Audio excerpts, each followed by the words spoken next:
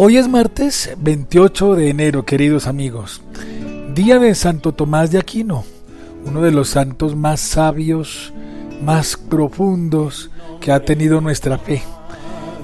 A la par con San Agustín, ellos dos son los que han hecho todo un conjunto de estudios teológicos, dogmáticos, filosóficos, de toda índole. Especialmente hoy Santo Tomás de Aquino, a quien honramos y a quien veneramos. Reconocemos la sabiduría de Dios en este espectacular santo. Un saludo muy especial a todos los amigos de la comunidad dominicana. ¿Por qué? Porque de los dominicos fue Santo Tomás de Aquino. Y para ustedes una cordial bienvenida a este nuevo día, a este nuevo amanecer. En el nombre del Padre, y del Hijo, y del Espíritu Santo. Amén. Para alabar y agradecer, bendecir y adorar, estamos aquí, Señor, Dios trino de amor.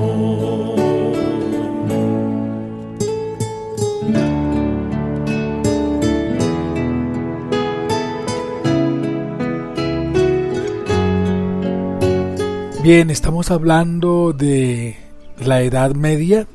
Santo Tomás de Aquino nació en Italia y participó en varios concilios, precisamente iluminando con la luz de Dios, con el Espíritu Santo que lo tenía en plenitud, para dar mucha claridad desde la teología, desde la filosofía, a muchas inquietudes de la fe en la época en la cual él vivió. Pues la profundidad doctrinal de Santo Tomás de Aquino es impresionante. Su teología es la que hoy nos sostiene, es la que hoy nos marca el camino en la formación para ser sacerdotes. Los estudios teológicos y muchos filosóficos se basan en su reflexión intelectual. Sabiduría por montones la que le dio nuestro Señor a Santo Tomás de Aquino. Cuando uno entra al seminario y estudia y reflexiona y basa sus estudios bíblicos, teológicos, dogmáticos, filosóficos, casi todos son basados en él y en San Agustín. Nuestra filosofía y teología tomistas son de una riqueza impresionante. Por eso necesitamos urgentemente que en estos tiempos haya abundantes vocaciones, haya estudios, reflexiones muy, no solamente académicas, sino también lo espiritual, para que podamos darle piso y fundamento a nuestra fe, que es tan importante. Por eso encomendémonos a Santo Tomás de Aquino, pidamos de él la fuerza y la sabiduría de su amor y de su misericordia, de Dios nuestro Señor, para que podamos abrir el corazón y ser iluminados con la gracia de Dios, con el ejemplo de San Agustín. De San Agustín y de Santo Tomás.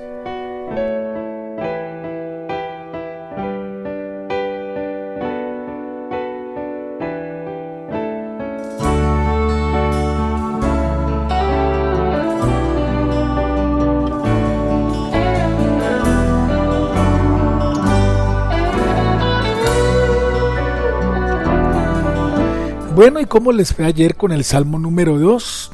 Estoy seguro que han tomado nota, estoy seguro que ustedes ya llevan unos buenos apuntes de los estudios de los Salmos que ayer lunes tuvimos con el Salmo número 2.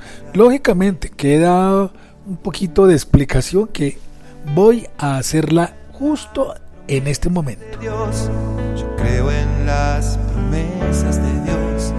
Creo en las promesas. Bien, ya habíamos dicho que este Salmo número 2 es un salmo de victoria, es un salmo mesiánico, en donde Dios nuestro Señor nos revela, nos muestra, nos presenta a su Hijo amado Jesucristo como el ungido, como el Cristo, como el enviado, el que es capaz de hacer visible a Dios nuestro Señor con su fuerza, además con su justicia, con su misericordia, por encima de los reyes de la tierra, que como lo veíamos en el Salmo número 1 hace 8 días, muchos reyes y poderosos de la tierra se confabulan, se unen para hacer oposición, para provocar tensión y con la intención también de destruir,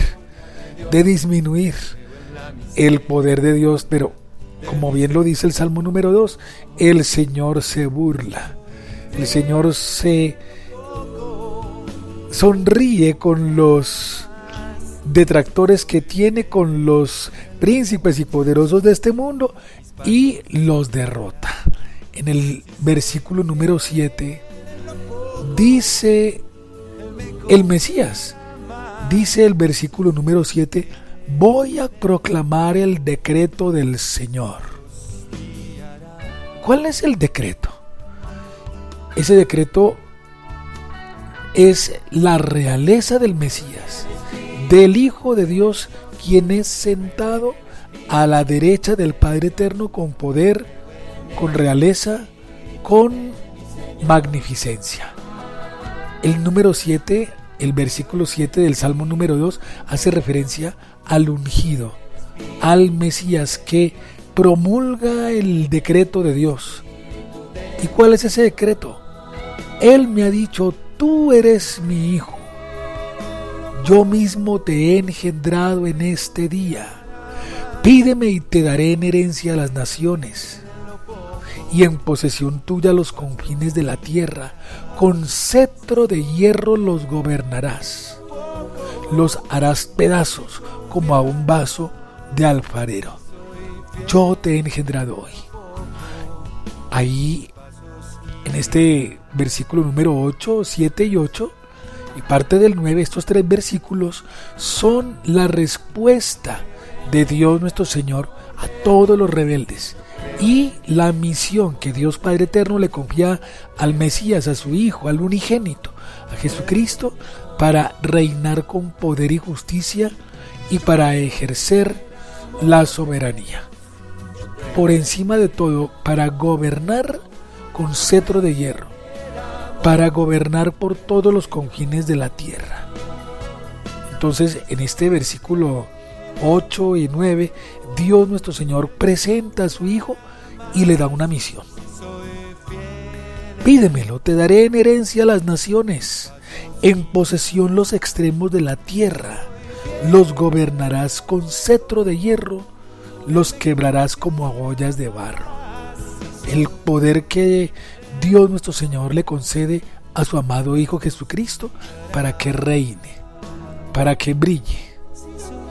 Continuamos con el Salmo número 2 y nos damos cuenta cómo en el versículo 10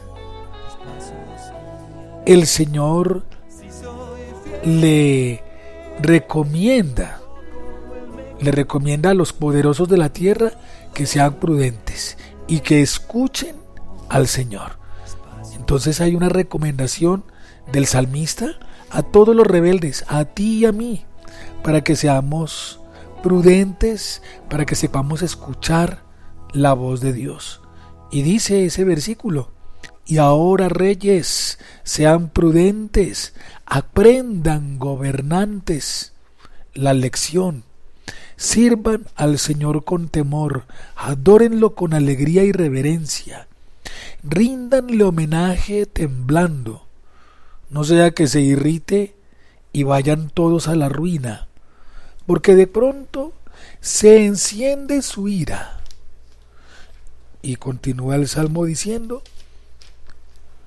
dichosos los que se refugian en Él y en el Señor buscan protección. El día de la ira del Señor. Aquí hay 2 veces, en 2 ocasiones se repite esa expresión, el día de la ira. O sea, cuando Cristo el Señor resucite, cuando Cristo el Señor sea exaltado, cuando Cristo el Señor reine sobre el mundo, sobre la muerte, sobre el pecado, ese día será el día de la ira del Señor. Bueno, ira no en el sentido de destruirlo todo, pues sí, de destruir la muerte, de destruir el pecado, pero ira sobre todo porque es el triunfo aplastante de Dios nuestro Señor y de su ungido por sobre la muerte, el pecado y sobre todos los malvados. Su ira se encenderá pronto, nos dice el Salmo número 2. Es una recomendación, los versículos 11 y 12 del Salmo número 2, en donde se recomienda a todos que sepan ser prudentes y escuchen al Mesías. Y termina el Salmo número 2 con una sentencia llena de esperanza. Dichosos quienes encuentran en él su refugio. Dichosos los que se refugian en el Señor y en él buscan protección. Aquí volvemos de nuevo a ello. Dichosos. La dicha de encontrar el refugio en el Señor. Y los que buscan protección, dichosos los que se acercan a él. Dense cuenta, queridos hijos, démonos cuenta todos cómo termina este Salmo número 2, en donde Dios nuestro Señor muestra a Jesucristo como el Mesías, como el Señor. Dios en este Salmo presenta a su ungido, a Jesucristo nuestro Señor, para que sea Él el que gobierne, el que reine, el que declare justicia. El ungido, es decir, Jesucristo, proclama personalmente la sentencia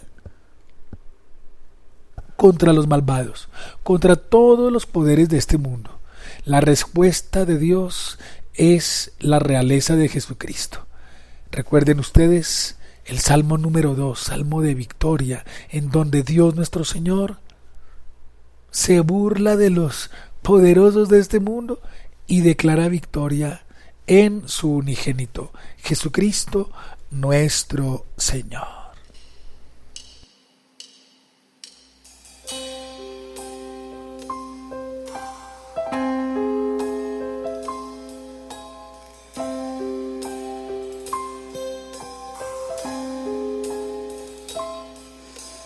Hazme un instrumento de tu paz, donde haya odio lleve yo tu amor. Bien, y abramos el corazón, abramos nuestra vida, nuestra conciencia, para poder asumir la palabra que el Señor nos regala en este día. Marcos capítulo 3.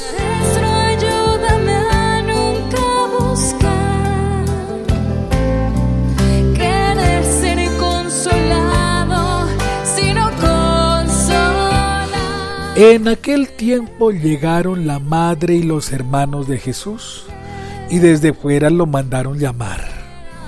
La gente que tenía sentada alrededor le dijo: mira, tu madre y tus hermanos están fuera y te buscan. Él les contestó: ¿quiénes son mi madre y mis hermanos?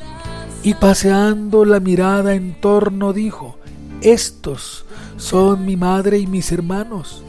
El que cumple la voluntad de Dios, ese es mi hermano y mi hermana y mi madre. Palabra del Señor. Gloria a ti, Señor Jesús.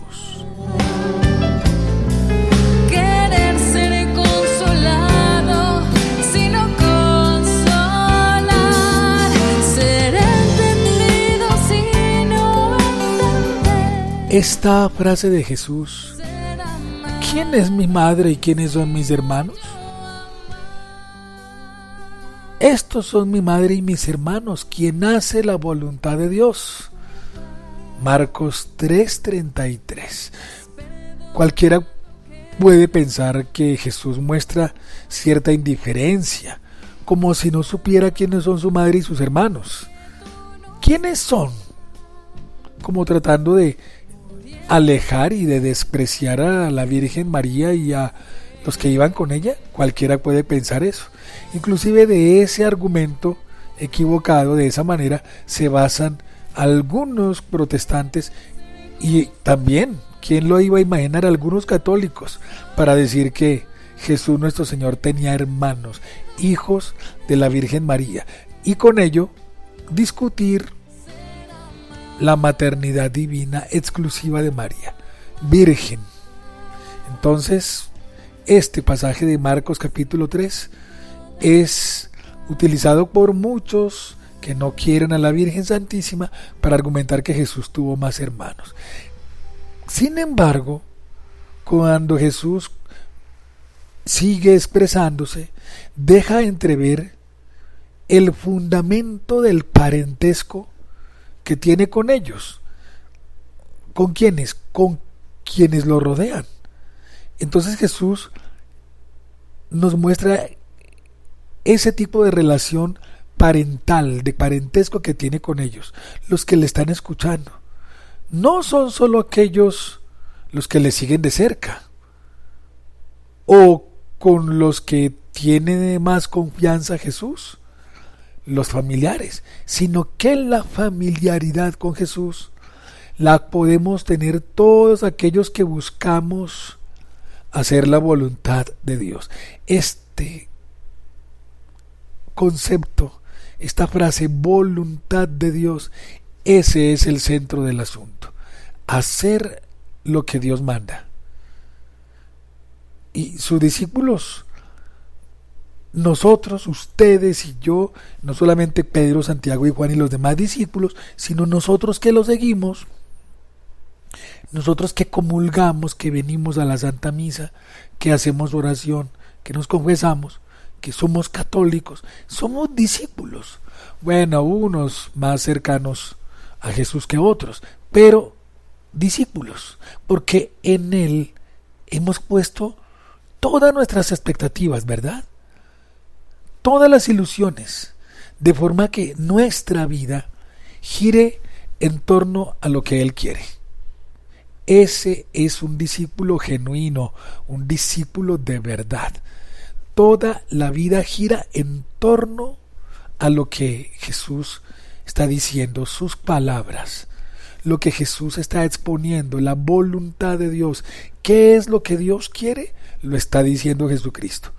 Que hagan lo que el Padre Eterno dice, que cumplan las palabras de Jesús, más que los que están cerca. Sí, hay una familiaridad, hay un parentesco, pero el verdadero parentesco radica en la obediencia, radica en la capacidad de escuchar y de hacer lo que Dios dice. Y ese apostolado, ese discipulado, seguir a Jesús, caminar con Jesús, se ha de convertir en una referencia diaria para hacer la voluntad de Dios. Toda nuestra existencia, la llave para abrir la puerta de la santidad es hacer la voluntad de Dios. Recuerden ustedes, como bien lo dijo el Señor en Mateo 7:21, no todo el que me dice Señor, Señor entrará en el reino de los cielos, sino el que hace la voluntad de mi Padre. Aquí es una clave importante para darnos cuenta que no es solo el que clama, el que canta bonito, el que repite las oraciones, el que dice unas y otras plegarias, ya con eso tenemos contento al Señor. No, porque miren que hasta el mismo demonio recita la palabra de Dios. Aquí la diferencia con Satanás inmundo, Ave María Purísima, es que él no se doblega a la voluntad de Dios. En cambio nosotros sí tenemos que hacerlo, porque decir palabras y palabras y palabras y decir todas las oraciones y tomar todos los libros de oración y todo. Esto es muy fácil, leer y leer y leer. Pero aquí lo fundamental del asunto es obedecer. Y eso es lo fundamental.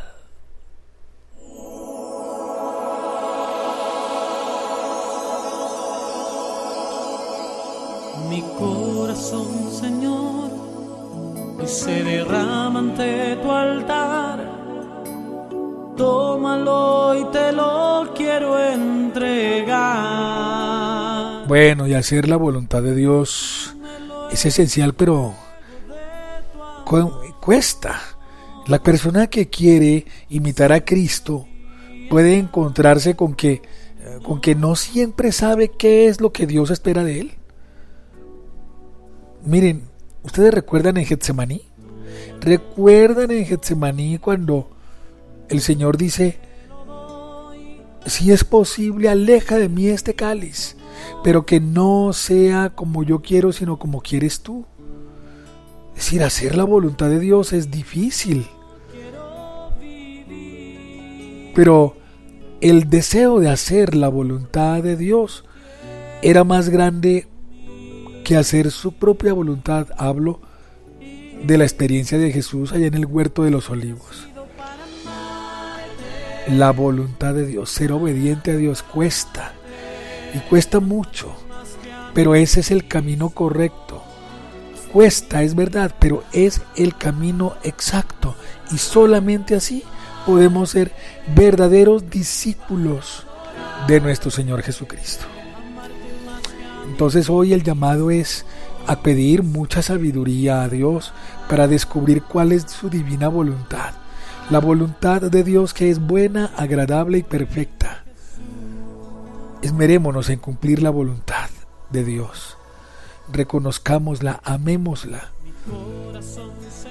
Y si Dios quiere algo, pues eso es lo que hay que hacer. Obediencia, saber escuchar y poner en práctica, queridos hijos.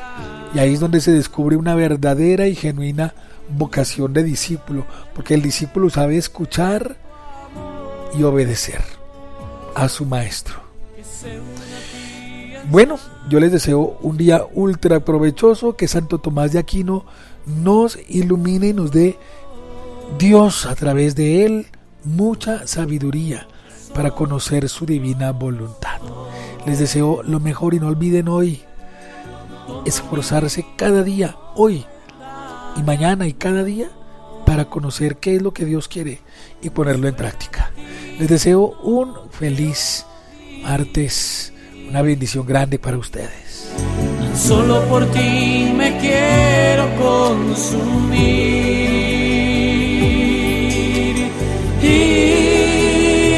pues he nacido para amar.